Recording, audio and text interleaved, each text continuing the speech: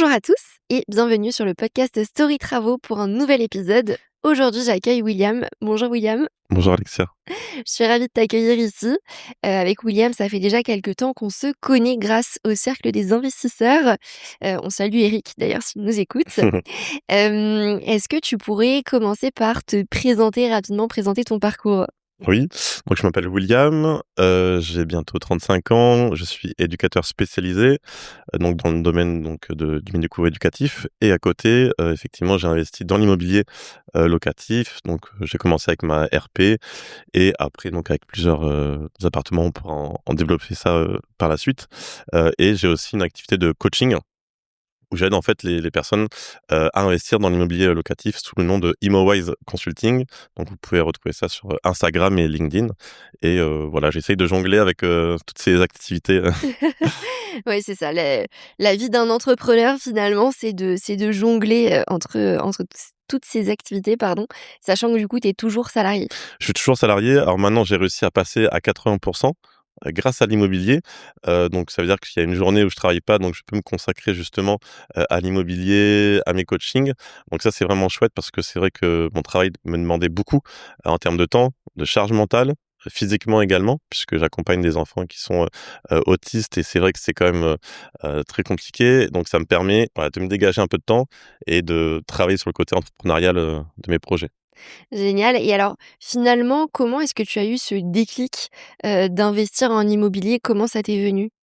Bah, en fait, j'avais un projet, de restauration. Donc moi, je suis parti au Canada, habiter, plus d'1 an et j'avais un projet de restauration que je voulais, entreprendre en France. Donc quand je suis rentré, j'ai commencé le business plan, j'ai commencé, voilà, tous les chiffres, et le covid est passé par là. Et donc alors, c'est pas plus mal parce que je me suis rendu compte en fait que j'avais pas les reins solides, Mmh. pour, lancer mon projet donc de restauration. Il fallait que j'ai aussi un associé qui soit dans le domaine, que je passe beaucoup de formations, que si jamais ça ne marchait pas et ben, j'aurais quand même financièrement, beaucoup à donner. Donc je me suis dit: «Bah, voilà, je vais laisser ça de côté et je vais me pencher sur l'immobilier» et à ce moment-là, en fait, j'ai eu l'occasion, d'acheter ma résidence principale.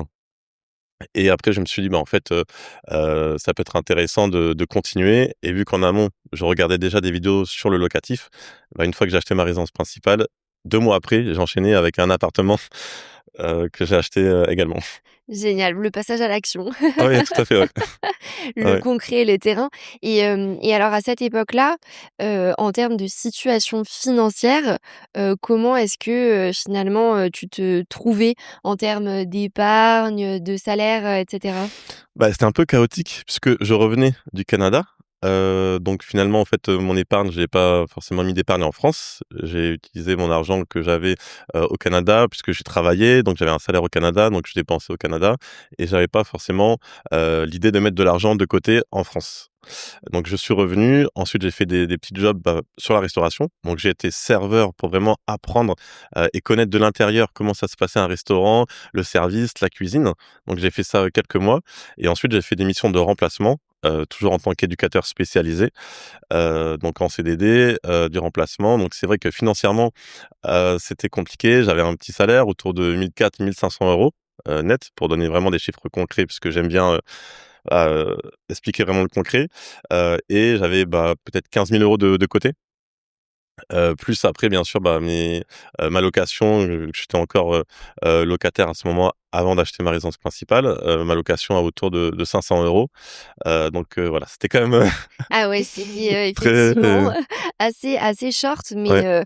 est-ce que tu t'es dit à un moment donné: «J'ai pas assez d'argent pour investir» ou alors t'es passé, au-dessus justement de cette pensée-là et tu t'es dit: «L'investissement immobilier, c'est pour tout le monde, allez, j'y vais»? En fait, j'ai regardé pas mal de vidéos et vu que je suis de nature vraiment à ne pas lâcher et à aller, au bout des choses, je me suis dit: «Bah, pourquoi pas essayer?» Enfin, qui ne tente rien n'a rien. Donc effectivement, j'ai eu l'occasion, d'acheter ma résidence principale. Donc là, c'était aussi un premier challenge parce que j'ai eu un premier refus de ma banque historique. Donc depuis que je suis né, j'étais, à une certaine banque, bon sans les citer, mais ils m'ont pas suivi alors qu'ils avaient tous mes revenus, mon épargne. Donc j'ai dû déjà là, juste pour ma résidence principale, faire le tour des banques pour, trouver un financement. Donc j'ai fait 2 banques, en fait, pour trouver le financement, bancaire et quand j'ai vu que ça marchait, que j'ai réussi, en fait, à trouver et que c'était faisable et ben, j'ai demandé, en fait, au conseiller qui m'avait accompagné, si, un projet, en fait, locatif, pouvait, être, pris et accepté par la banque. Donc je lui ai présenté le projet et il a accepté le projet et donc là, c'est là que je me suis dit: «Bah, en fait, là, j'étais déjà endetté, enfin, avec, ma résidence principale. Je peux quand même continuer à investir en locatif, donc pourquoi pas après, aller plus loin et acheter d'autres biens». Génial, ouais, tu raison, c'est un très bon mindset, je trouve, parce que tu as ce côté où, en fait, tu es persévérant et résilient et tu te laisses pas finalement, décourager par un non. Oui, Et ouais et ça, je pense que souvent, malheureusement, il y a des investisseurs, ou des potentiels investisseurs qui se laissent décourager assez rapidement. Ils ont un, deux, 3 non et ils se disent: «Bon, bah, tant pis, je passe à autre chose, l'investissement immobilier, c'est pas fait pour moi». Toi, tu t'es dit, «Coûte que coûte, je vais trouver finalement un financement, pour ma RP» et ensuite tu as testé avec l'investissement locatif et finalement tu as gardé ce truc-là de rien lâcher. bah, c'est ça effectivement comme tu dis, moi aussi, quand j'accompagne des membres, ils vont faire, 3-4 banques et après ils vont me dire, «Bah, on n'arrive pas à trouver de financement». Mais si tu veux vraiment que ton projet se réalise, bah, il faut faire bien plus que, quelques banques et souvent les personnes oublient ça et oublient vraiment leurs priorités et moi c'est vrai que ma priorité à l'époque, c'était déjà donc d'acheter ma résidence principale pour éviter de mettre de l'argent un peu, par les fenêtres quand on est, locataire. Donc j'ai réussi à l'acheter et après effectivement j'avais, une vision sur plusieurs années en me disant que mon métier, j'allais pas le faire non plus, 20-25 ans puisque c'est un métier, comme j'ai dit, exigeant, aussi, psychiquement, ça demande beaucoup d'énergie, une force mentale aussi importante et pour ça, pour préparer, cet après, il faut commencer dès maintenant et donc j'ai cet, objectif de pouvoir en fait, investir et peut-être avoir, des bénéfices, du cash flow, assez important pour, à terme peut-être, diminuer mon temps de travail encore plus ou carrément arrêter et faire autre chose. Donc effectivement, je vais au bout des choses et je suis assez résilient face à des non ou des refus bancaires. Je pourrais donner un exemple, tout à l'heure avec, pas mal de refus que j'ai pu avoir, mais effectivement, il faut toujours aller au-delà, des croyances limitantes qu'on peut avoir. Et ouais, c'est ça, toujours essayer de se dépasser par rapport à ça Ouais. et donc tu le disais, finalement, tu as fait plusieurs investissements locatifs. Est-ce que tu peux peut-être, nous expliquer rapidement quel type de projet tu as fait? Est-ce que c'est plutôt des appartements? Est-ce que, il y a de l'immeuble de rapport, des locaux commerciaux? Oui, oui, tout à fait. Alors effectivement, donc j'ai commencé par un appartement en copropriété. Je me suis vite rendu compte que en fait la copropriété, c'était pas forcément, top top. Surtout que c'était un syndic bénévole, donc ça c'est un peu compliqué et du coup je me suis dit: «Bah tiens, pourquoi pas, prendre en fait, un bâtiment avec plusieurs logements, donc un immeuble de rapport». Donc j'ai commencé à chercher, les immeubles de rapport, donc ça m'a quand même pris 1 an avant de trouver, j'ai envie de dire ma pépite. J'ai visité, c'était, un immeuble en fait qui, était estimé à 150 000 € et j'ai trouvé grâce aussi de petites annonces, Mmh. mais il était un peu noyé dans la masse, si tu veux. C'était, l'annonce était avec, en fait, 2 ensembles immobiliers et c'était pas marqué immeuble de rapport, c'était, marqué, je sais pas, maison de 800 carrés par exemple et à l'intérieur, en fait, c'était, découpé en 2 immeubles. Donc j'ai visité ce bien-là, donc à hauteur de 150 000 € et en fait, je me suis positionné sur ce bien. À l'époque, je travaillais à Paris, Mmh. dans le 19e arrondissement. Le bien était en Picardie. Donc j'ai appelé, j'ai essayé d'insister pour faire vite des visites, puisqu'à ce prix-là, il y avait, beaucoup de personnes qui, visitaient parce que c'est Mmh. un bien où il y a 3 appartements, un local commercial, 1 000 m² de terrain où il y a des places de parking, 30 places de parking et 6 box actuellement. Et ouais, c'est beaucoup de volume. Donc beaucoup de volume, en termes de rentabilité très intéressant et donc j'ai visité et cetera et en fait au final, le vendeur il m'a dit: «Bah écoutez, OK on est intéressé mais par contre il y a une autre personne en face, qu'est-ce que vous pouvez faire pour, vous différencier?» Et là bon j'ai fait, on va dire une erreur mais pour moi c'est pas une erreur parce que finalement j'ai pu avoir le bien et ben j'ai rajouté en fait 20 000 € de plus sur le bien, donc ça fait 170 000 € et j'ai dû aller chercher 170 000 € plus 43 000 € de travaux, à faire. Sauf que si vous avez bien suivi l'histoire, j'étais déjà endetté à plus de 35 d'endettement avec un petit salaire, toujours le même salaire. Donc c'était un vrai challenge, pour moi, et c'est là où j'ai fait en fait, 5, 10, 15, 20, 30, jusqu'à 31 banques pour trouver le financement de ce bien. Et ouais, et tu as réussi à trouver le financement, tu as réussi à trouver le banquier Et j'ai réussi à qui trouver t'a le suivi. banquier, qui a pu entendre mon projet, l'argument aussi que j'ai pu, lui donner. J'étais résilient face à tous les refus que j'ai eus, tous les refus bancaires, parce que je suis passé aussi par, 3 courtiers, qui, ont pris mon dossier mais n'y croyaient pas forcément. Je suis passé par des banques qui m'ont dit: «On va vous recontacter», qui m'ont jamais recontacté. Il y a beaucoup de nuits où j'ai mal dormi, je me suis dit: «Comment je vais faire?» Il faut que je proroge le compromis à plusieurs reprises pour que j'ai le temps, en fait, d'avoir des réponses, des banques. Donc c'était un vrai challenge pour moi. C'est une période qui était pas facile. J'étais très stressé, très angoissé, de me dire: «Bah, est-ce que je vais y arriver ou pas?» Parce que certes, si, là, comme ça, je fais un peu le malin en disant: «Bah, ouais, j'ai réussi», mais sur le moment, effectivement, j'étais très angoissé et c'était très compliqué. Donc c'est vrai que faut aussi, être, en phase avec ça, avec ces étapes où, bah, on doit, passer par l'angoisse, le stress. Donc il faut aussi que les personnes qui souhaitent investir soient prêtes aussi à recevoir ça. Et oui, bien sûr. Il faut être effectivement, je suis tout à fait d'accord avec toi, prêt à se prendre des obstacles et des difficultés, et en fait avoir là cette capacité à vouloir les surmonter. Mmh. L'investissement, c'est fait de plein d'imprévus, heu, que ce soit dans l'immobilier, que ce soit dans d'autres formes d'investissement au Ouais. final, et effectivement, il faut toujours être prêt à les «subir» entre guillemets, et avoir la volonté justement de les surmonter et de prendre plus ça finalement comme un apprentissage, plus que pour un échec aussi. Ah oui, tout à fait. Enfin, c'est vrai que là, du coup, ça m'a permis, d'apprendre après à mieux présenter mon dossier, avoir une posture, plus professionnelle en face du banquier, ce qui m'a permis aussi de créer un lien de confiance avec lui.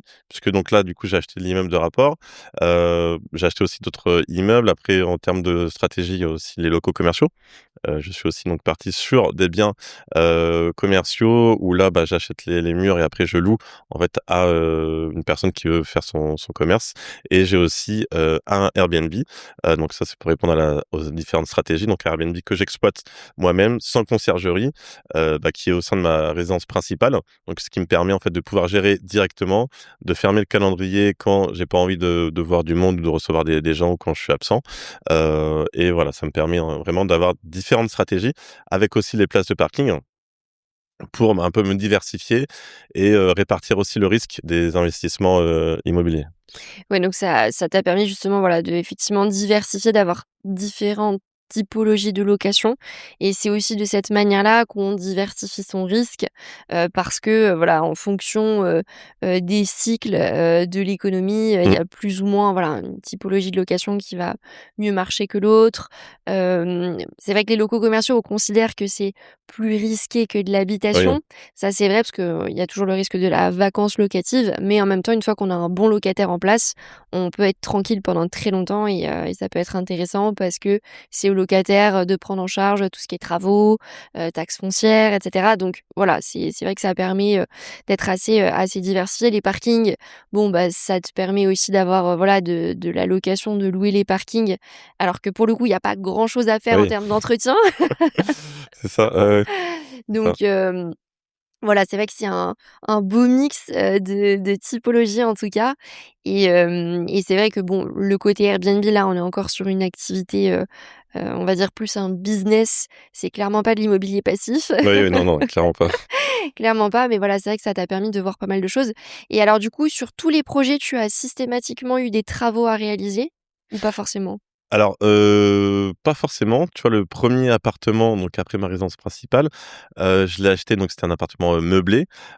C'était 2 femmes justement qui vendaient ce bien-là, et je l'ai acheté et en fait, elles ont tout laissé dedans. Donc tout meublé, donc avec, le lit, la machine à laver et cetera, et à l'heure actuelle, c'est encore, C'est encore le même c'est mobilier. encore le même mobilier C'est assez fou ça. et j'ai rien fait. J'ai fait zéro travaux. 0 travaux. Bah, écoute, tant Exactement. mieux, Ah hein, ouais, trop bien, franchement, trop bien. quand, l'appartement, il est en bon état, que tu le récupères, qu'il est tout meublé, tout aménagé, c'est génial parce que tu récupères les clés, tu le loues et tu passes à la suite. Oui, oui. Alors, après pour certains, on aurait pu peut-être optimiser, même mettre des meubles peut-être, plus sophistiqués, mettre une cuisine, mieux équipée ou plus moderne. Bon, c'est pas forcément le choix que j'ai fait parce qu'effectivement, moi, dans ma logique, j'essaye vraiment d'optimiser mes coûts. Mmh. Et là, en l'occurrence, on pouvait y habiter facilement, donc bah, je l'ai loué comme ça et là, c'est quelque chose qui se loue bien et pareil, je l'ai aussi bien acheté donc voilà, ça reste intéressant. Ouais, ça reste intéressant, mais par contre, sur d'autres projets, tu as eu des enveloppes travaux comme, par exemple, le 1er immeuble, tu Oui, disais, une enveloppe de plus de 40 000 c'est ça. €. Là-dessus, du coup, c'est pas forcément ta stratégie effectivement de partir sur des projets avec systématiquement des travaux, mais est-ce que tu considères les travaux comme, plutôt une contrainte ou est-ce que pour toi ça peut être une manière, de donner de la valeur à un bien? Bah, c'est vrai que pour moi, ça peut être important justement de pouvoir donner de la valeur à un bien et surtout négocier aussi le prix, puisque je fais quand même des négociations assez agressifs et quand il y a des travaux, bah, ça me permet justement de réduire le prix et de pouvoir me dire, au vendeur en face: «Bah, voilà, il y a quand même des travaux», justifier, lui indiquer le coût aussi des travaux, pour que, bah, après le bien puisse être, intéressant en termes de rentabilité.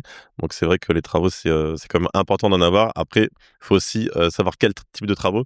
Parce que si c'est, la structure du bâtiment ou juste, redécorer un appartement ou juste le mettre, au goût du jour, c'est quand même des travaux différents. Eh ouais, bien sûr, c'est pas la même, typologie, on est bien d'accord. Ouais. Et là-dessus, par rapport au projet que tu as fait, ça t'est arrivé de faire des travaux toi-même ou est-ce que tu as tendance à déléguer? Alors moi, je fais des petits travaux, tout ce qui est peinture, des petites silicones, mais sinon je délègue, tout ce qui est plomberie, électricité, placo, pose de cuisine, ballon d'eau chaude, parce que déjà j'ai pas forcément le temps, bah, avec mon travail, et j'ai pas forcément les compétences pour, faire les travaux. Donc c'est vrai que je délègue, aux artisans, auxquels j'ai confiance et ouais, je préfère déléguer, oui. Ouais. Ouais, je pense qu'effectivement, au moins ça te sécurise en termes de responsabilité Oui, et ça, c'est vrai que c'est important d'avoir ça en tête parce que on voit beaucoup de choses, sur, YouTube, on voit beaucoup de choses sur Instagram et c'est vrai que ça peut permettre de faire des économies quand on fait des travaux soi-même, mais il faut pas oublier que souvent, les gens le font aussi pour eux-mêmes, pour leur résidence oui, principale, donc on est aussi dans un autre cadre et après il y a des sujets comme effectivement l'électricité où il y a un vrai risque oui. d'accident, Puis les assurances, ça les c ouais. assurances, donc voilà, il faut vraiment avoir tous ces points-là en tête et c'est vrai que souvent on se dit: «Je vais essayer d'économiser un maximum», sauf qu'au final, quand on délègue les travaux, c'est des charges, qu'on peut passer aussi en société, c'est, des travaux, voilà, qui peuvent être immobilisés, qui peuvent, produire de la charge, comptablement parlant. Ouais. Donc ça a un impact aussi sur les impôts et cetera et puis ça valorise aussi le bien.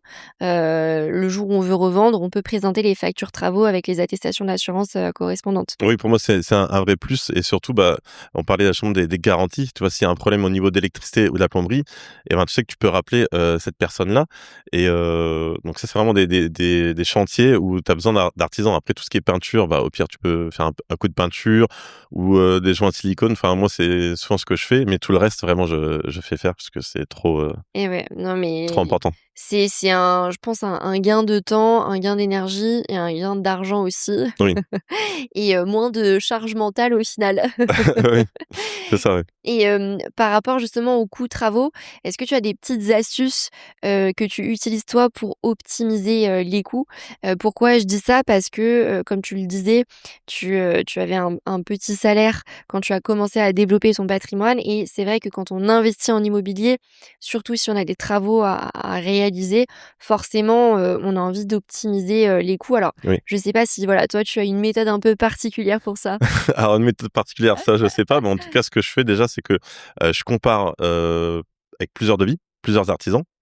Et j'essaye de repérer un petit peu là où je peux, négocier, des choses toutes bêtes. Par exemple, quand, ils peuvent après le chantier, ils mettent en déchetterie ou, ce genre de choses, bah, là, tu peux le faire à la place de l'artisan. Ça te prend quelques heures. Si tu as un véhicule ou une remorque, bah, tu peux prendre les gravats, l'amener en déchetterie. Comme ça, tu as pas à payer en fait, en tant que pro, bah, la déchetterie.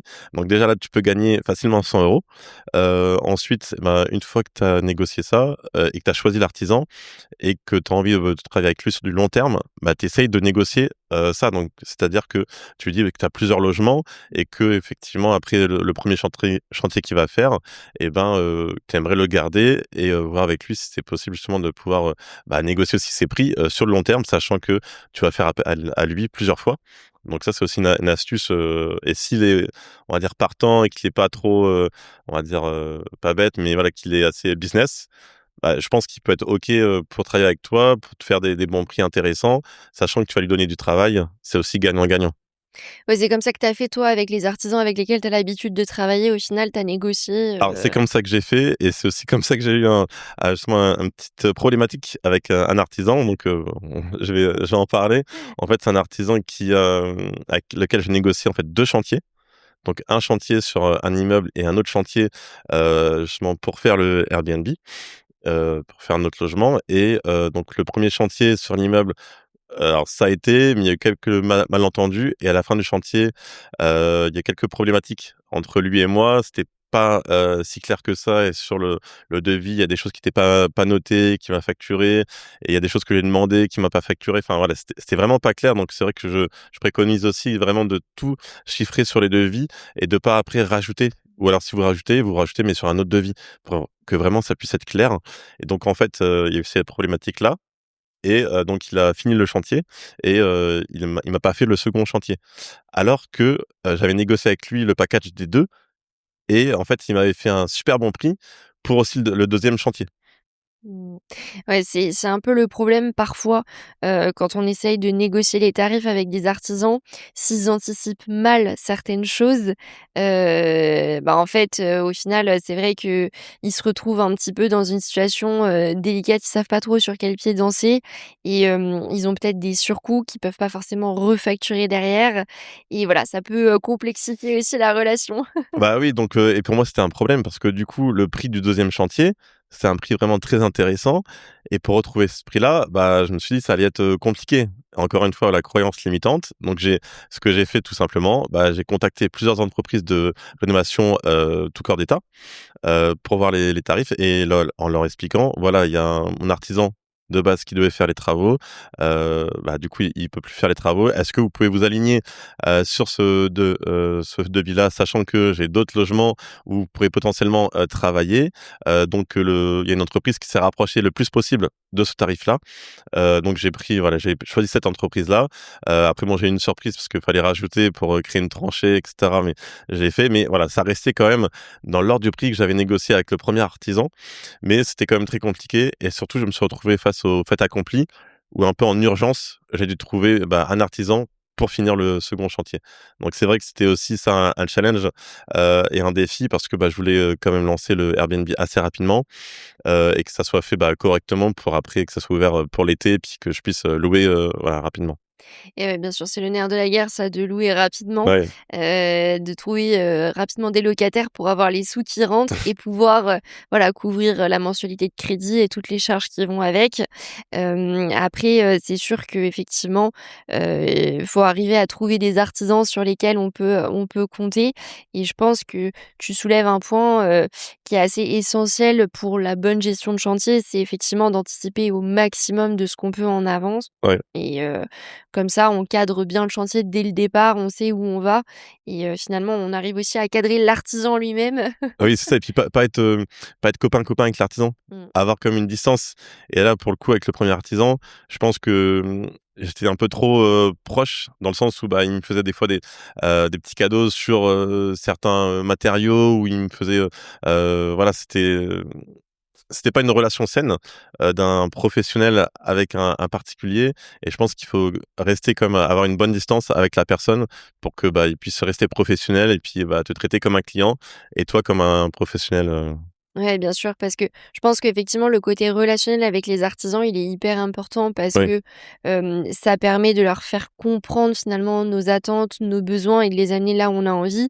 Pour ouais, autant, comme tu le dis, garder une distance, ça permet de garder la relation quand même professionnelle et éviter de se retrouver dans une situation où effectivement l'artisan se dit bah ok, vu qu'on est potes, il peut comprendre que finalement je vais mettre plus de temps à réaliser son chantier ou enfin voilà, trouver des «excuses» entre ouais. guillemets pour, certains points sur lesquels il serait moins professionnel, parce que vous êtes copains et c'est vrai que voilà, faut faire attention à ça. Ouais, voilà, donc ça, c'est vrai que c'est mes erreurs aussi que j'ai pu faire, au début et puis voilà, ça arrive aussi, enfin, à pas mal de personnes de faire ce genre d'erreurs. Il faut passer aussi par là pour après grandir et pouvoir, bah, évoluer.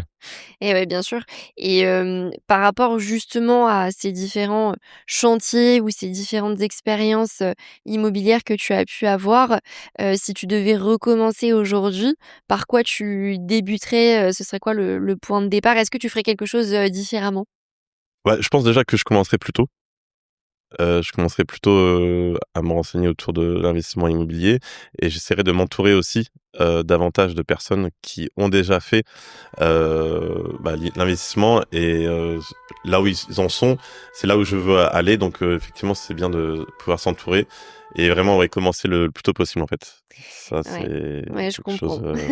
vraiment d'important parce que quand tu as le déclic un peu tard, bah, forcément, tu vas mettre un peu plus de temps, sauf si tu as une situation qui te permet, d'aller plus vite, mais sinon tu vas te mettre vraiment beaucoup plus de temps, sachant que l'immobilier, c'est vraiment sur la durée. Plus tu commences tôt, ton prêt, plus, bah, tu as fini De de rembourser. payer, de rembourser, tôt et donc c'est vrai que voilà, c'est le conseil que je peux donner, vraiment commencer le plus tôt possible, et avoir aussi une bonne stratégie, parce que ça, c'est important. Ouais, avoir une bonne stratégie. Alors c'est vrai que ça souvent, bah, ça vient aussi avec l'expérience forcément parce qu'on se Ouais, dit: «Bon, bah, on on se renseigne, on fait des erreurs», comme tu le dis, c'est un apprentissage, et sinon, bon, une autre manière de faire effectivement, c'est, voilà, de prendre, des conseils et de se former sur le sujet. Mais même en se formant, de toute façon, l'erreur, elle est un c'est peu c'est inévitable c'est parce ça, que ouais. tous les projets sont différents, tous les cas de figure sont différents. Donc l'idée, voilà, c'est de minimiser, on va dire, les erreurs et le risque d'erreur, Ouais. mais le risque d'erreur sera toujours présent de toute façon. Oui, puis tu penses pas à tout, enfin, un projet, il y a tellement de choses à penser. Mmh, Ah, c'est vrai que c'est assez, enfin, surtout quand tu achètes un immeuble de rapport avec plusieurs logements, ah, tu et as oui. plein de choses à penser sur un immeuble, donc tu penses pas forcément à tout. Après, tu peux faire des erreurs, enfin, voilà, faut quand même aussi faire attention à ce genre de choses et à quel type de projet vous allez commencer en premier. Et oui, c'est ça, quel type de projet, je pense que ça c'est, effectivement définir en amont ce sur quoi on veut partir.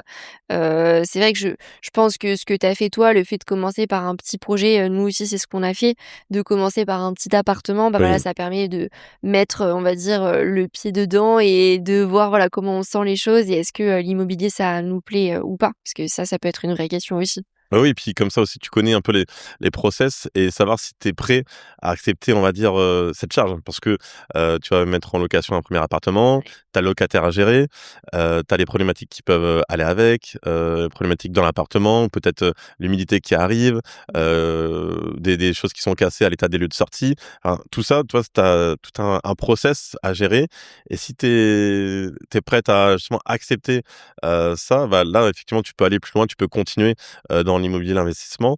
Mais si tu vois que c'est compliqué pour toi de te dire: «Ah là là, l'appartement effectivement il est rendu dans un sale état et je sais que j'ai des travaux à faire, comment je vais faire?» et comment enfin je vais, aussi appréhender la relation avec le locataire dès qu'il va m'envoyer un message, comment je vais être, dans quel état je vais me sentir. C'est vrai que ça peut tout le monde, je pense n'est pas fait, pour l'investissement immobilier. Et oui, tout le monde, n'est pas fait, pour ça, je suis tout à fait d'accord avec toi. Après bon, il y a toujours des moyens de déléguer potentiellement, Oui, mais sinon voilà, quand on n'aime vraiment pas l'investissement immobilier, mieux vaut se tourner vers d'autres types d'investissements, bah, d'autres oui. formes d'investissement. Sinon, voilà, c'est vrai que ça peut donner parfois quelques sueurs froides, donc il faut quand même être prêt à les accepter comme tu le disais tout à l'heure. Et alors justement par rapport à ces problématiques, voilà, qu'on peut rencontrer sur l'investissement immobilier, typiquement sur les travaux, Oui, un des sujets, en particulier, c'est souvent les imprévus et le fait de se retrouver confronté à une situation où tu as justement des surcoûts, comme, voilà, ce que tu disais, un petit peu plus tôt, que tu as dû trouver, un autre artisan, une autre entreprise travaux qui te proposerait un chantier, au même tarif oui. ou tout simplement, le fameux surcoût de la tranche que tu as dû réaliser. Alors peut-être que dans un premier temps, tu peux nous contextualiser un petit peu, cette problématique et ensuite nous dire, bah, comment justement tu, hem, tu fais face aux imprévus, aux surcoûts quand on a justement un petit salaire? Qu'est-ce qu'il faut mettre en place pour éviter de se retrouver dans cette situation ou comment on peut faire en tout cas pour s'en sortir? Oui. Bah, déjà pour reprendre l'exemple de la tranchée, donc l'entreprise qui a repris le chantier, donc ils s'étaient quasiment alignés, au devis donc du premier artisan. Ils ont fait les travaux et en fait, il y avait une, tranchée qui était pas prévue, Mmh. dans le devis. Et c'est vrai que moi j'y ai pas pensé, puis bon, voilà, je suis pas du tout dans le domaine donc il y a plein de choses qui m'échappent, et donc ils m'ont dit: «Bah, là, il faut faire la tranchée». Il y en avait pour, 1 500 €. Moi, je dis: «Bah, OK, enfin, de toute manière, il y a pas le choix que de la faire parce que sinon, bah, le projet peut pas se faire». Donc on a fait la tranchée. Mais effectivement, pour ça et ben, il fallait que j'ai de l'épargne de côté. Donc j'ai payé en fait, en plus de l'enveloppe travaux que j'avais pour, faire les travaux, j'ai payé donc de ma poche ce surplus. Donc du coup, pour répondre à ta question, effectivement, pour anticiper, bah, il faut avoir de l'épargne, avec soi de précaution pour faire face aux coûts et si c'est pas suffisant, bah, après ça peut être soit, de modifier au niveau de la modularité, du prêt, donc de rallonger, donc l'échéance ou de mettre en pause le prêt pour justement, ne pas avoir à payer la mensualité de crédit. Ce qui vous permet justement, bah, de pouvoir, souffler un petit peu et de pouvoir trouver des solutions pour, payer après les travaux. Mais sinon voilà, c'est avoir de l'épargne et moi en fait avec les bénéfices et les cash flows, que j'avais, bah, j'ai pu payer, ce surcoût, tout simplement. Mais c'est vrai que si c'était un surcoût, je sais pas, de 5 000 6 000 €, là, ça aurait été peut-être un peu plus compliqué. Je pense que j'aurais dû prendre peut-être dans un PEL ou dans ce genre de choses pour, le payer. Ça m'aurait embêté. Mais j'aurais pas eu le choix de le faire, sinon le projet n'aurait pas, vu le jour et puis si j'avais demandé à un autre artisan de venir pour faire la tranchée, c'était d'autres démarches, sachant que je voulais aussi aller rapidement pour, que ça puisse s'ouvrir pour, bah, l'été donc après voilà, c'est vraiment des calculs à faire, des stratégies à avoir pour le projet. Mais en tout cas, je recommande vraiment d'avoir, un minimum d'épargne, de côté. Oui, par rapport, effectivement alors, à ce que tu disais sur cette tranchée, le fait qu'elle était pas prévue dans le devis, ça c'est vrai que c'est un point, à relever pour les auditeurs. C'est de se dire: «Il faut noter le maximum de choses Oui, effectivement sur le devis» et moi c'est vrai que j'ai pris cette habitude aussi, tu vois, de mon côté quand j'analyse les devis. C'est en fait quand je sais pas forcément de quoi on parle entre guillemets, je vais essayer de me renseigner aussi de mon côté, savoir un petit peu comment ça s'établit. Mais après, c'est vrai que la difficulté, c'est qu'on n'est pas forcément des professionnels du bâtiment. oui, c'est ça. Donc, on sait pas forcément comment ça doit être, réalisé, de A à Z. Donc c'est effectivement toujours bien, bah, voilà, d'essayer de voir un petit peu les différentes étapes, qui doivent être réalisées. Mais c'est vrai que de manière générale, dans un devis, les artisans ne vont pas détailler, la moindre action Oui, qui doit être faite. Donc bon, c'est toujours un peu un sujet là-dessus. Faut voir après comment c'est formulé effectivement dans le devis, pour voir si, bah, voilà, si c'est un oubli de leur part, est-ce que c'est pas à eux de l'assumer? Bon, c'est toujours ah ouais et puis après toi, un c'est peu des délicat. procédures, enfin C'est c'est toujours un peu et délicat, qui ouais. risquent que l'entreprise du coup, bah, abandonne le chantier. Mmh mh. C'est ça. Admettons et donc après à toi, à trouver une autre entreprise qui veuille bien reprendre le chantier. Mmh mh. Déjà qui accepte de reprendre, ça c'est pas toujours le cas. Donc toi ça te fait des procédures et je pense pour avoir l'esprit, clair, bah, il Tranquille. faut aller, au plus simple. Ouais, c'est ça, c'est ça. Parfois, il faut accepter effectivement de, prendre sur soi aussi, même si de base, c'était une erreur de l'entreprise de ne pas inclure ce Oui, poste-là dans le devis. Voilà, parfois, il faut accepter aussi de prendre sur soi pour faire avancer les choses, et voilà, peut-être que l'entreprise après a été plus flexible ou souple sur d'autres sujets, je ne sais pas, mais voilà. Bon, pas forcément. OK. pas forcément. Bon, au Non. moins le chantier est clôturé, ça s'est Oui, bien oui, terminé. oui, c'est ça. Il y a pas eu de malfaçon? Il y a pas de malfaçon, Bon, OK, l'appartement tourne en Airbnb, je suis super hôte, donc non, ça se passe, très bien. génial. Heu et puis maintenant, en fait, avec, justement le chiffre d'affaires de Airbnb, bah, en gros, j'ai pu, bah, rembourser le montant, des travaux que j'avais à louer pour cet appartement. Donc ça, OK. c'est super. Ouais, donc ça, effectivement, tu as pu, te rembourser là-dessus Ouais, et récupérer, on va dire, ta mise. Donc ça, c'est ouais. une bonne chose et après, comme tu disais, l'épargne de précaution, c'est vrai que c'est, hyper important d'en avoir quand on investit en immobilier. Je pense que parfois, il y a on voit beaucoup de vidéos sur YouTube Ah là, oui, qui vendent du mais rêve oui. et en fait, il faut quand même se dire qu'à un moment donné, l'investissement immobilier, il peut y avoir des imprévus, donc c'est vraiment important d'avoir son épargne de précaution. De manière générale, avoir de côté pour soi-même si on a un pépin, parce que ça peut arriver, et en plus effectivement, une épargne de précaution pour le côté, immobilier, si voilà, il y a des imprévus, des choses comme ça, qu'on puisse y pallier, c'est vrai que c'est nécessaire. Est-ce que tu as une règle de ton côté un peu, personnelle, pour justement te sécuriser financièrement? Je sais qu'il y a des gens, tu vois, qui se disent: «Bah, voilà, il faut que j'ai l'équivalent de, 3 mois de salaire de côté, en épargne de précaution». Enfin, est-ce que Mmh. tu fonctionnes toi avec une règle financière ou pas forcément? Alors, en fait, ça dépend, c'est un peu au cas par cas, mais tu vois sur, un bien, je sais que moi j'ai besoin d'avoir, on va dire, 12, enfin 1 an, de mensuel de crédit d'avance. Donc je sais pas si, le la mensuelle de crédit elle est de, 1 050 €, bah, j'ai besoin d'avoir, à l'année, cette somme-là, enfin, un peu plus de 12 000 € en fait sur le compte pour, justement, me dire: «Bah, je peux payer le crédit quoi qu'il arrive». Heu, Même si j'ai 0 locataire qui paye et ben, je peux payer le crédit. Donc le crédit et après bon, par rapport aux travaux, du coup, ça va aussi dedans, hein, ça englobe aussi dedans. Mais c'est vrai que j'aime bien avoir 1 an, vraiment de sécurité. Je suis vraiment quelqu'un qui fait attention et qui se sécurise au maximum. Quand il faut sortir 7 000 € pour un fêtage, donc c'est un exemple concret, encore une fois, ça m'est arrivé de l'immeuble, le premier immeuble que j'ai acheté, au bout de 2 ans, il fallait que je fasse en fait les travaux de rénovation du fêtage tout entier, donc de 12 semaines de long, et ça c'était, 7 000 €. Les 7 000 €, bah, en 2 ans, j'avais, pas assez en fait avec, le cash flow pour les payer, donc j'ai dû, mettre une partie, de mon épargne pour, payer, le fêtage. Donc voilà, c'est quand même important de pouvoir avoir, pas mal d'argent de côté. Et ouais, pour ces cas de figure-là, pour info peut-être pour les auditeurs, pour les auditeurs, pardon, le faîtage, c'est la jonction entre les 2 pans de Oui, toiture, en gros, c'est ça, ouais. pour que vous puissiez, visualiser. Souvent, la toiture, c'est ce qui coûte cher et ça, c'est quoi? C'était, tu t'en es rendu compte parce qu'il y avait une infiltration? Bah, en fait, dès que j'ai acheté, il y avait une infiltration, dans l'appartement du dernier étage.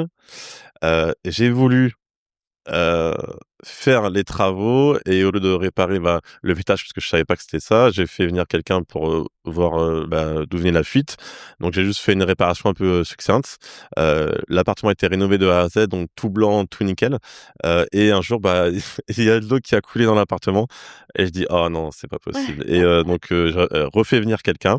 Donc là, il m'a dit qu'en fait, c'était, vraiment le faitage parce que finalement je savais pas d'où venait réellement le problème. Donc il m'a dit que c'était le faitage. Et bah, après j'ai quand même payé, bah, en plusieurs fois. Je me suis arrangé aussi avec, le couvreur, et après j'ai pu régler. Mais en tout cas, voilà, c'était quand même une grosse somme à sortir, alors que je venais seulement de débuter le prêt puisque j'étais aussi en différé.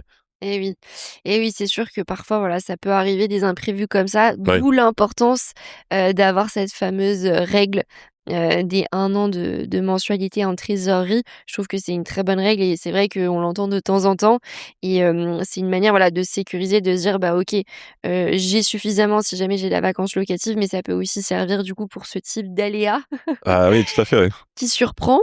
Ouais, ouais, ouais. Et c'est vrai que voilà, les infiltrations et les fuites, c'est souvent le pire Ah, ennemi ah du là oui, propriétaire. ah oui. Ça fait beaucoup de dégâts et comme tu le disais, parfois quand on fait venir un artisan, il a pas forcément la vision, 360 on va dire, de voilà des possibles sources on va dire de la fuite, des infiltrations. Parfois alors en fonction du sujet, ça peut servir aussi de faire venir un expert bâtiment par exemple, Oui. qui, voilà, a la vision vraiment, 360 et qui peut aussi donner des idées, par rapport à ce type de sujet-là. Mais, en tout cas, bon, c'est une bonne chose que ce soit réglé. Oui, non, c'est réglé, mais tu vois, j'ai aussi, pareil, eu plusieurs dégâts des eaux dans un autre immeuble où il y a, en tout, 7 lots, enfin 6 studios et un local commercial. Bah, j'ai eu, moi, 3-4 dégâts des eaux. Donc ça, pareil, il faut savoir encaisser. Mentalement, c'est très dur, mais faut se dire: «Bah, voilà, il y a un dégât des eaux, OK, maintenant je trouve vite le problème». pour moi, c'est un peu la façon dont je fonctionne. Il y a une problématique, je trouve vite la solution, pardon. Je trouve vite la solution et comme ça me permet de passer à autre chose. Certes, ça fait des dégâts, OK, mais je vais pas m'attarder sur les dégâts, je vais m'attarder plutôt sur, la résolution, du problème, trouver quelqu'un qui puisse, donc régler le problème, un artisan ou quelqu'un qui est, du métier, du domaine et comme ça je passe à autre chose et au moins j'ai pas, j'ai plus ça à penser, en fait. Ouais, ça libère de la charge mentale. Effectivement, parfois, on a tendance à repousser les sujets, Oui. mais mieux vaut les traiter, surtout dans l'immobilier. Et puis surtout avec, les dégâts des eaux, enfin surtout l'eau Eh oui. enfin c'est un vrai ennemi parce que ça s'enfuit vraiment partout et ça crée des gros dégâts. Donc c'est vrai qu'il faut vraiment résoudre le problème vraiment très rapidement. Ouais, comme ça, au moins, c'est fait, on n'en parle plus et on évite les sujets, développement de champignons Oui, et autres, qui peuvent être encore plus graves derrière, et attaquer la structure. On veut surtout pas ça, surtout dans les immeubles avec structure bois. oui, oui. Ouais, On c'est est ça, d'accord ouais, là-dessus. ouais. Et par rapport justement à toutes ces aventures et ces sujets que tu as pu vivre justement, au niveau parfois des travaux ou, des petits imprévus qui se sont présentés, par la suite, sur, la gestion locative de l'immeuble, hem, par rapport à l'enveloppe travaux que tu détermines désormais pour tes prochains chantiers, est-ce que tu prévois, tu vois, une marge d'erreur, une marge d'imprévu? Ou est-ce que c'est pas forcément quelque chose, que tu vas prévoir, en anticipation? Bah, en fait, j'essaye souvent de gonfler l'enveloppe travaux pour avoir une marge de sécurité. Mais maintenant dans ma situation, c'est très compliqué parce que vu que je suis, endetté, plus déjà quand je trouve, un partenaire bancaire qui me finance, je suis déjà très content. Donc c'est vrai que je vais pas forcément jouer sur l'enveloppe travaux, je vais prendre les travaux, nécessaires. Donc maintenant ce que je fais en fait, c'est que, j'ai, un peu de cash flow quand même et donc je vais me servir de ça s'il y a des problématiques. Mais sinon effectivement, je recommande de pouvoir augmenter son enveloppe travaux et de garder peut-être, 4 000 à 5 000 € en plus pour, soit effectivement les imprévus ou alors peut-être l'ameublement ou, ce genre de choses, qui peut servir si vous faites du meublé. Mais effectivement, c'est important de pouvoir, l'augmenter et se dire: «Voilà, j'ai au moins cette sécurité, pour les imprévus». Et ouais, c'est ça. Et par rapport justement, tu le disais, à la charge mentale que ça t'a généré aussi de devoir Oui. gérer ces imprévus, le stress et cetera, hem, est-ce que tu as des astuces particulières pour un peu arriver à justement gérer ce stress et éviter, les nuits blanches à répétition, même s'il y en a, tu vois? Bah, Mais oui. voilà, comment, on arrive justement à prendre du recul par rapport à ces situations-là quand on y est confronté? Faire du yoga. Non, je rigole, enfin ça peut aider, mais je fais pas de yoga. Mais effectivement, pour moi, j'ai des hommes à tout faire, des hommes d'entretien et en fait, je compte vraiment beaucoup sur eux, quand il y a des problématiques. Donc dès qu'il y a quelque chose qui se passe, si le locataire voit quelque chose dans l'appartement ou s'il y a un dégât dans les parties communes, le locataire me prévient ou la personne qui passe me prévient. Là, j'appelle mon homme d'entretien, et il va sur le chantier, il regarde comment il peut faire pour trouver une solution, et après, il fait ce qu'il faut pour, réparer et moi, ça m'évite de me déplacer et comme ça peut me dire: voilà, j'ai quelqu'un qui s'occupe du problème et ça me décharge aussi, par rapport à ça. Donc c'est vrai que dans chaque endroit où j'ai investi, j'ai une ou 2 personnes, qui sont un peu des hommes à tout faire, pour, gérer un peu les problématiques avec les locataires, et ça me permet déjà, d'éviter d'aller sur place et surtout des fois j'ai pas les compétences pour régler le problème donc eux ils le font, ils sont rémunérés, c'est une relation gagnante-gagnante puisque, il y a beaucoup de personnes qui cherchent du travail, et là, moi, je leur donne du travail quand même régulièrement par rapport aux problématiques des appartements et donc après c'est une relation de confiance qui s'installe et je sais que je peux compter sur eux, même si des fois, ils peuvent me facturer peut-être un peu plus cher. Mais bon, à la rigueur, je vais pas négocier ça parce que je sais que même à 22 heures, je peux compter sur la personne, qui peut régler le problème et ça, c'est vraiment super important et ça m'aide beaucoup dans, ma démarche, je pense, d'évolution de patrimoine. Pour grossir, il faut justement être entouré, avoir un process Mmh. qui te permet justement de, décharger un peu, même si, tu as d'autres choses à penser. Mais au moins sur ce côté-là, tu sais que tu peux compter sur des personnes et que ça va être géré peut-être mieux qu'une agence, immobilière. Mais j'ai rien contre les agences immobilières, mais Non, bien sûr, les agents Simon, on n'a rien contre eux, il y en a des très, très bien Voilà, ouais, ouais, ouais. et il y en a des moins bien, comme C'est partout. ça, c'est ça.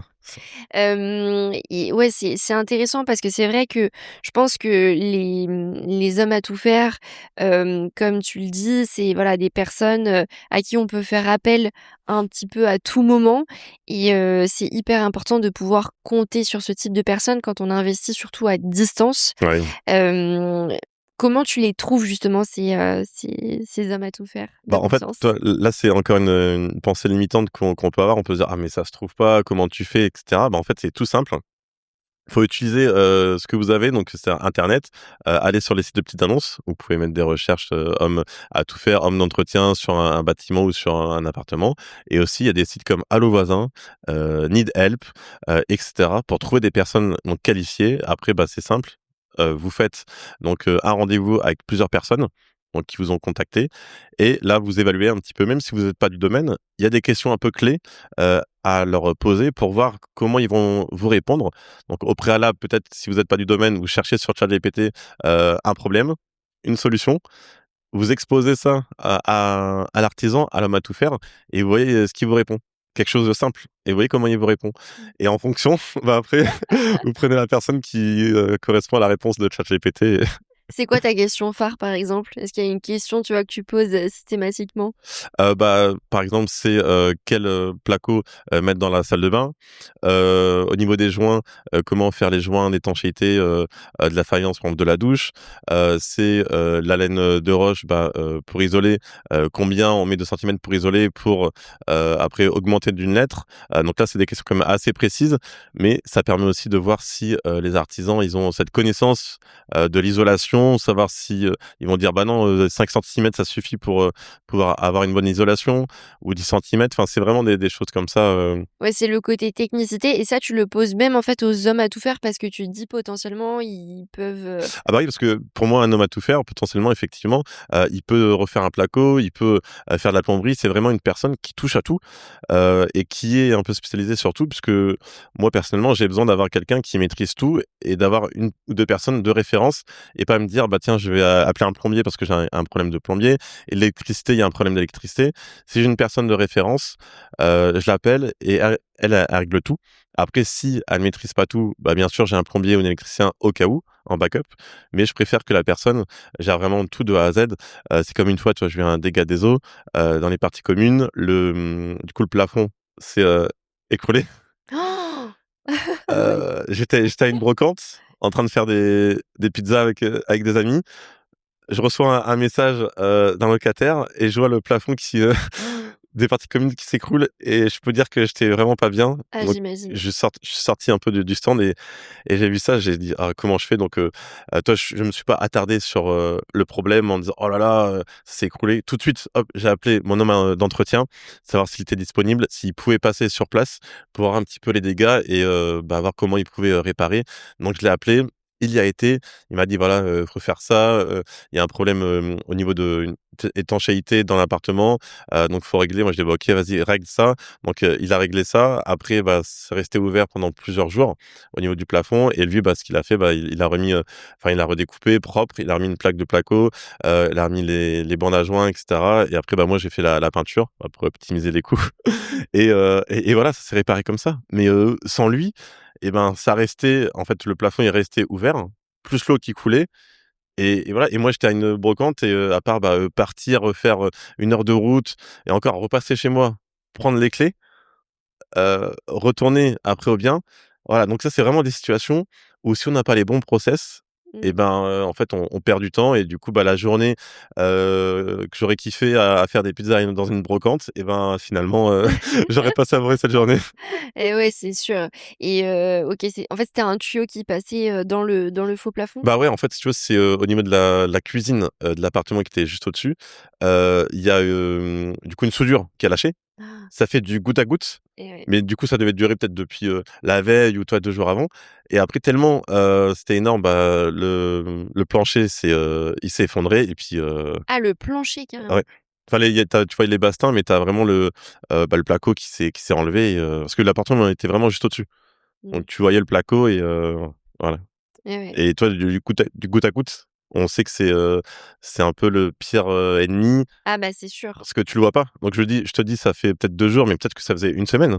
Ouais. Sauf Ouais, donc qu'on le voyait pas. c'était juste en dessous du plancher, en fait, Ouais, de ouais, l'appartement et ça ouais, c'est c'était sûr. juste, sauf que ça pouvait être depuis, 2 jours ou une semaine ou, et ça c'est le pire ennemi. Goutte à Et goutte, ouais. c'est vraiment, Et ouais, donc surtout, voilà, le message ici, c'est de bien s'entourer ah oui, ah oui, oui, là c'est et primordial pour moi. ouais, c'est ça, d'avoir les bons interlocuteurs et les bons relais, au Oui. niveau, des différents appartements et des immeubles que, voilà, on peut avoir pour être serein et se dire: «Si jamais il y a un problème en urgence, je sais qui appeler pour, me sauver la mise» entre guillemets. C'est ça, c'est et puis c'est pour moi, c'est des vrais partenaires, tu vois?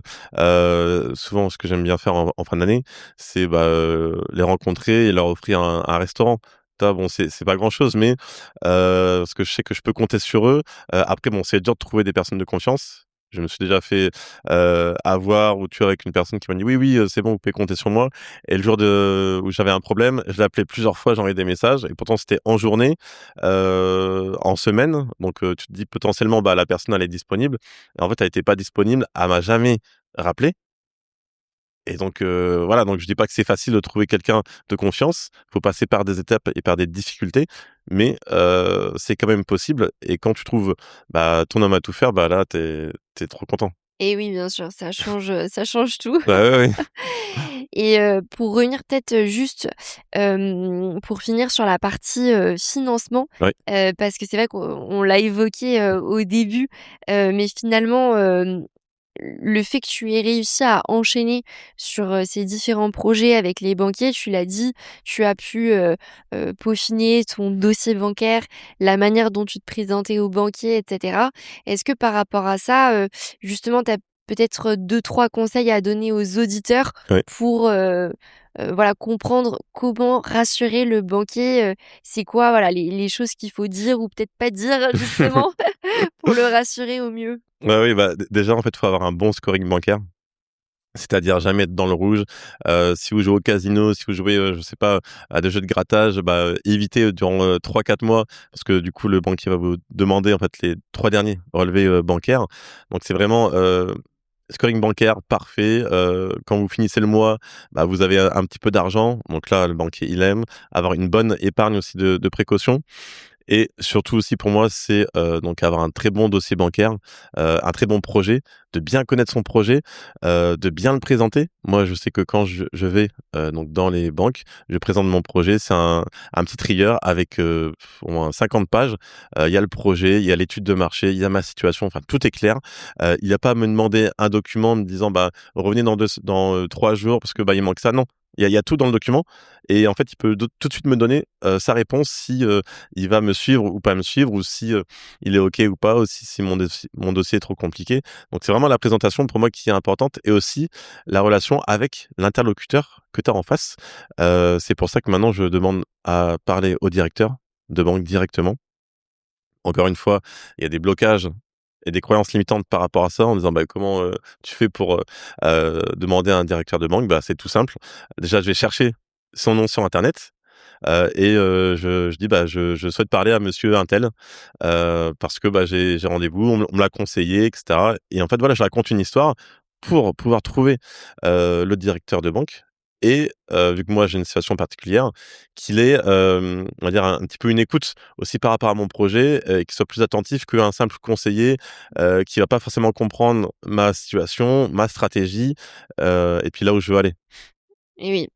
Ouais, je pense que c'est effectivement, une super astuce de chercher, le nom du directeur d'agence et c'est vrai que voilà, on le sait souvent les directeurs d'agence ont un certain pouvoir, de délégation. Ils Oui. peuvent, voilà, décider jusqu'à un certain montant finalement de financer ou non les projets. Donc c'est vrai que c'est le directeur d'agence, qui, voilà, peut prendre les décisions et on le sait parfois, finalement la validation d'un dossier bancaire, dépend beaucoup de l'interlocuteur qu'on a en face. C'est ça, enfin moi j'ai eu plein de refus bancaires, hein, j'ai pu le dire sur le premier immeuble. Et j'ai vu comment ça se passait avec des conseillers qui tout de suite, ils ont vu mon taux d'endettement qui était déjà dépassé parce que j'avais 2 biens, ma résidence principale et un achat locatif. Tout de suite, ils étaient paniqués.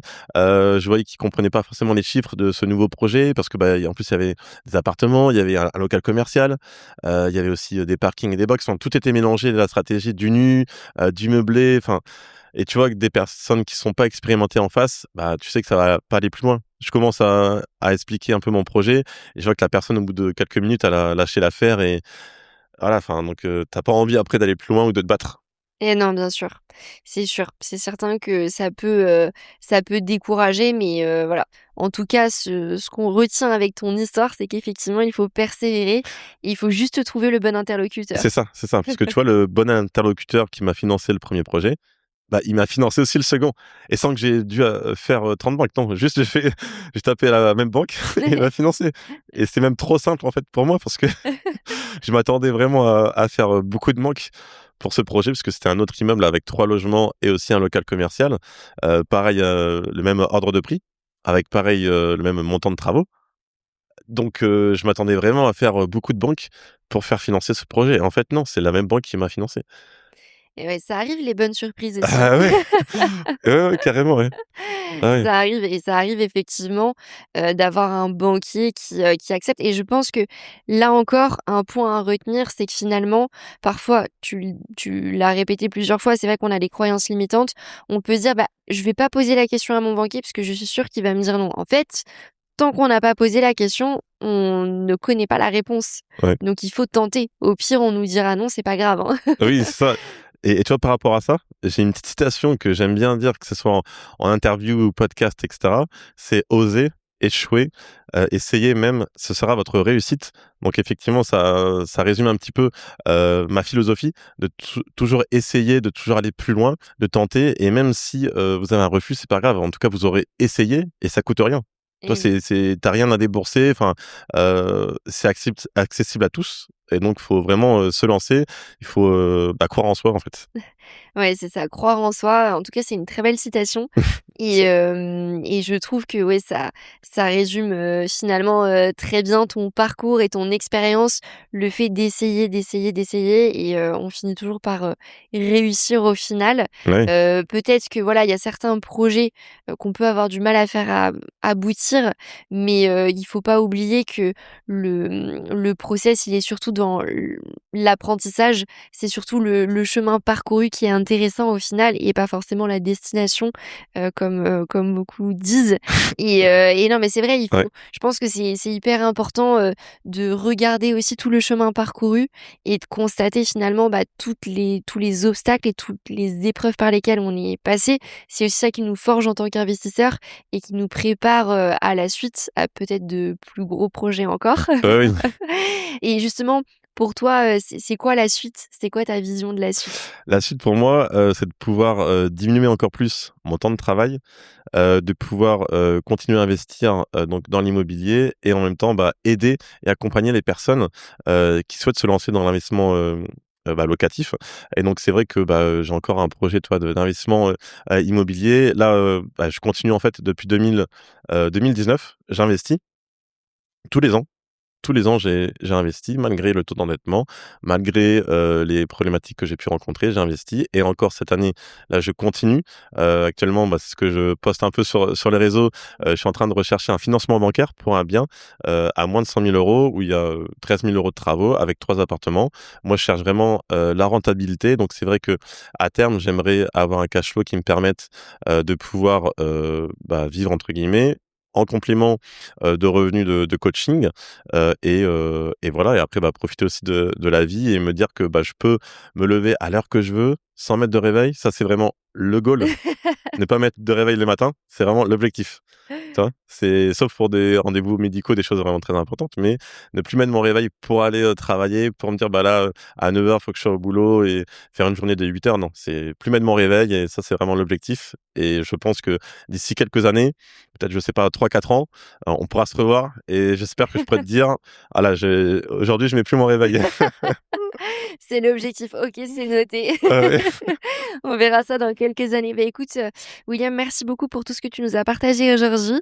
C'était hyper intéressant de voir, ton parcours et ton évolution en tant qu'investisseur, tout ce que tu as pu, apprendre à travers ces, différentes expériences. Peut-être la petite question de la fin que j'aime bien poser à mes invités. Alors, je pense que tu as déjà répondu en partie à cette question parce que j'aime bien, demander c'est quoi ta pire galère travaux, c'est qu'est-ce que ça a été? Mais c'est vrai que tu nous en as déjà parlé, à plusieurs reprises, on va dire, des expériences vécues.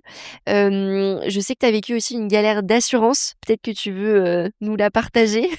Oui, galère d'assurance, avec, une assurance qui est assez, connue, où en fait, c'est très compliqué de pouvoir, retrouver ses billes. J'ai un locataire qui m'a laissé l'appartement, dans un sale état. Hem, je souhaitais, récupérer, on va dire, à hauteur de 2 mois, de loyer pour refaire un sol et encore, j'avais même pas l'argent pour refaire ça et en fait, faut donner la facture, faut un solde de tout compte, comme quoi, le locataire, est à jour ou pas à jour.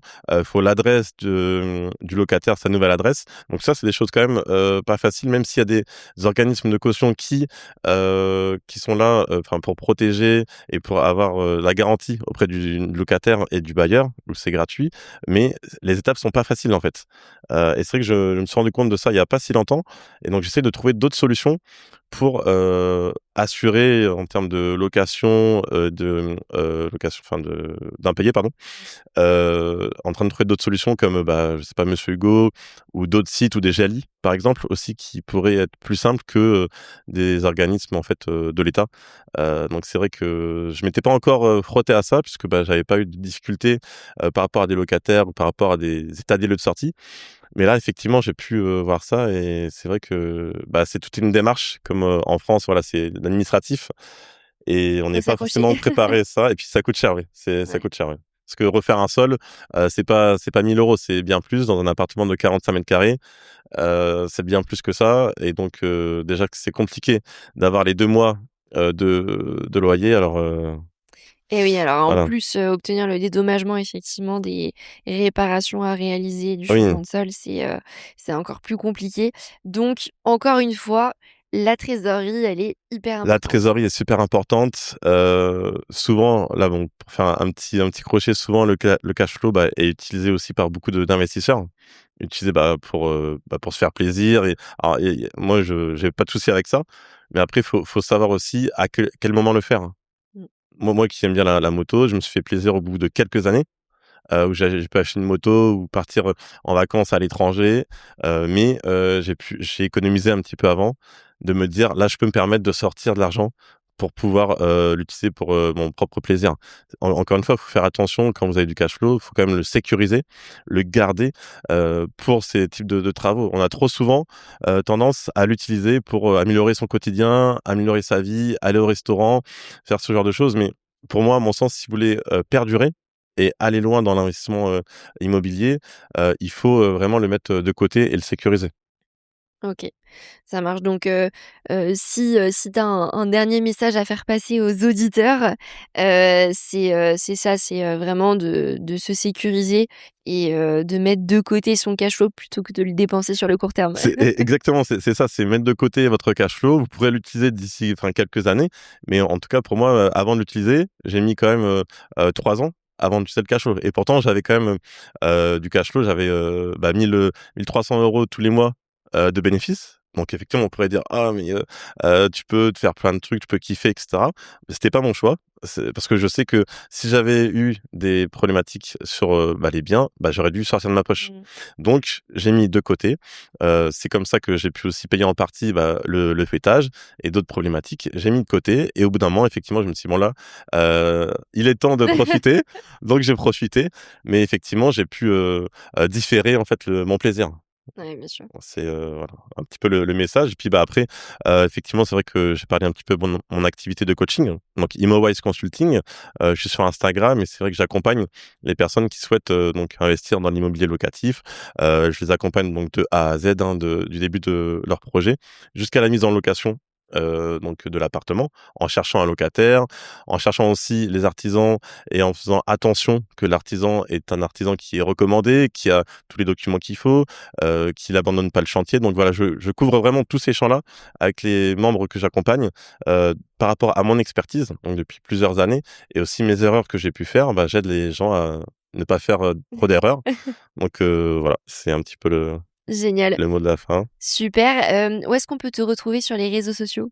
On peut me retrouver sur Instagram, donc ImoWise, Consulting ou sur LinkedIn, et aussi bon après j'ai fait un petit site, internet, Google donc je pourrais, t'envoyer le lien. J'essaye de partager aussi sur Instagram un peu la vie d'un investisseur immobilier donc souvent je fais des VMV, vie ma vie, d'investisseur immobilier où on voit un peu ma journée on va dire type, quand je suis, bah, en train sur le terrain, en train d'aller voir les locataires, en train de faire des petits travaux, en train de négocier avec les artisans, voilà, pour vraiment aussi, permettre aux gens de voir la réalité du terrain, du concret et pas, ce qu'on voit, comme on a dit tout à l'heure, sur YouTube où c'est la vie de rêve, on est, sur une plage et on fait rien. Non, l'investissement immobilier, ça demande quand même, d'être présent, ça demande de l'énergie, et j'ai aussi montré aux gens que, bah, c'est pas qu'une vie de rêve, c'est aussi de l'investissement, mais avec cet investissement, vous pouvez préparer, bah, votre retraite, votre futur et c'est aussi, bah, le message que je veux apporter aux gens, en leur montrant vraiment la réalité, des choses et du terrain.